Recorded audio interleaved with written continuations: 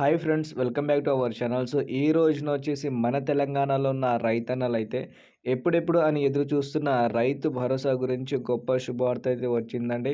మొత్తానికి హామీ ఇచ్చిన విధంగా మన తెలంగాణలో ముందుగా చూసుకుంటే రైతన్నలకైతే కొత్త సంవత్సరంలో వచ్చిన తర్వాత రైతు భరోసా నిధులైతే విడుదలవుతుందండి. ముందుగా చూసుకుంటే ఒక ఎకరం కలిగి ఉన్న రైతులకి, అలాగే 2 ఎకరాలు, 3, 4, 5, 6 ఎకరాలు కలిగి ఉన్న రైతులకైతే రైతు భరోసా మొదటిగా ఇవ్వడానికైతే మన రాష్ట్ర ప్రభుత్వం అయితే ముందుకైతే వచ్చిందని ఈ రోజున మనకైతే వ్యవసాయ శాఖ మంత్రిగా తుమ్మల నాగేశ్వరరావు గారు మనకైతే అప్డేట్ అయితే ఇచ్చారండి. ముందుగా చూసుకుంటే మన తెలంగాణలో ఉన్న రైతన్నలకి వానాకాలం సీజన్‌తో పాటు ఇప్పుడు యాసంగి సీజన్ ఏదైతే ఉందో దాని పంట పెట్టుబడి సాయం కింద రైతు భరోసా నిధులనేది ఇప్పటిదాకా జమ చేయలేదని చాలామంది రైతులైతే బాధపడుతున్నారు కదా!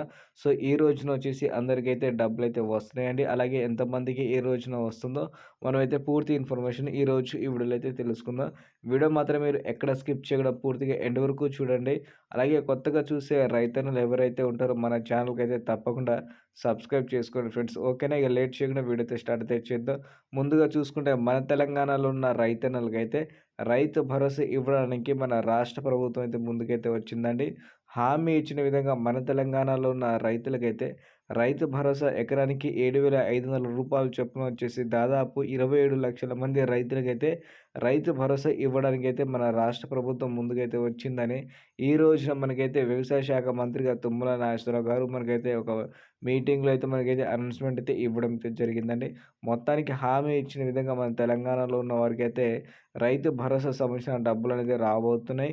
అది కూడా 6 ఎకరాలు కలిగిన వారికైతే ఈ సంక్రాంతి పండుగ రోజున వచ్చేసి విడుదల చేస్తున్నట్టు మనకైతే సమాచారం అయితే వచ్చిందండి, హామీ ఇచ్చిన విధంగా.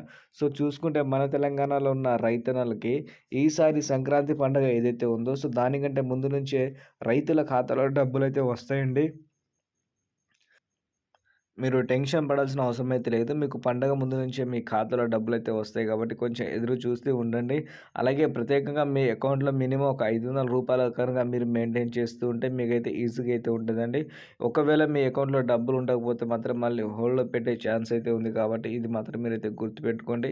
అలాగే ఈసారి వచ్చేసి మన తెలంగాణలో ఉన్న కౌలు రైతులు కూడా గతంలో హామీ ఇచ్చిన విధంగా డబ్బులు ఇస్తారా? ఇస్తారని చాలా వరకైతే ఆశతో ఎదురు చూస్తున్న వారికి ఈ రోజున గొప్ప శుభవార్త అనుకోవచ్చు. మన తెలంగాణలో ఉన్న కౌలు రైతులకైతే ఏదైతే ఇప్పుడు యాసంగి పంట వస్తుందో ఆ పంట నుంచి వచ్చేసి రైతు భరోసా సంబంధించిన నిధులనేది కూడా విడుదల చేస్తున్నట్టు మనకైతే ఈ రోజున చెప్పడం అయితే జరిగిందండి. మొత్తానికి హామీ ఇచ్చిన విధంగా కౌలు రైతులకి, అలాగే మెయిన్ రైతులు ఎవరైతే ఉంటారో ఈ సంక్రాంతి పండుగ రోజున వచ్చేసి డబ్బులైతే విడుదలై వారి ఖాతాలో జమ చేయడం అయితే జరుగుతుందండి. సో మొత్తానికి మీరైతే హామీ ఇచ్చిన విధంగా డబ్బులైతే వస్తున్నాయి కాబట్టి మీరు టెన్షన్ పడాల్సిన అవసరం అయితే లేదండి. ఓకేనా? సో మీరు ఈ పండుగ ముందు నుంచి డబ్బులు తీసుకుంటే మాత్రం మీరు వీడియో కింద కామెంట్ అయితే చేసేయండి.